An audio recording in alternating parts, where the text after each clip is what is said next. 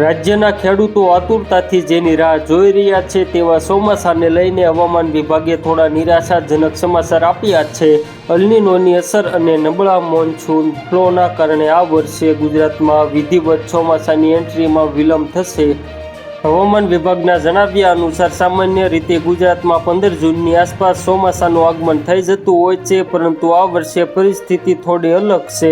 હાલમાં મોન્સૂનનો ફ્લો નબળો પડી ગયો હોવાથી રાજ્યમાં વિધિવત ચોમાસાની શરૂઆત થવામાં હજુ થોડો સમય લાગશે, જેથી ખેડૂતોએ વાવણી માટે હજુ થોડી રાહ જોવી પડશે. આકરી ગરમી અને બફારાનો સામનો કરી રહેલા ગુજરાતીઓ માટે ખૂબ જ સારા સમાચાર છે. જાણીતા હવામાન નિષ્ણાત આંબાલાલ પટેલે રાજ્યમાં વરસાદ અને ચોમાસાને લઈને મોટી આગાહી કરી છે. તેમની આગાહી મુજબ રાજ્યમાં આજકાલથી જ પ્રી મોન્સૂન એક્ટિવિટી શરૂ થઈ જશે અને 23 જૂનથી નિયમિત ચોમાસાનો પ્રારંભ થઈ જશે.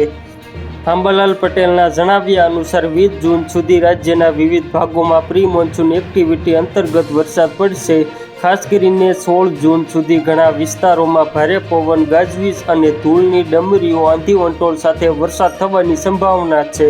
આ વરસાદથી વાતાવરણમાં ઠંડક પ્રસરી જશે અને ધીમે ધીમે કાળઝાળ ગરમીમાંથી લોકોને છુટકારો મળશે.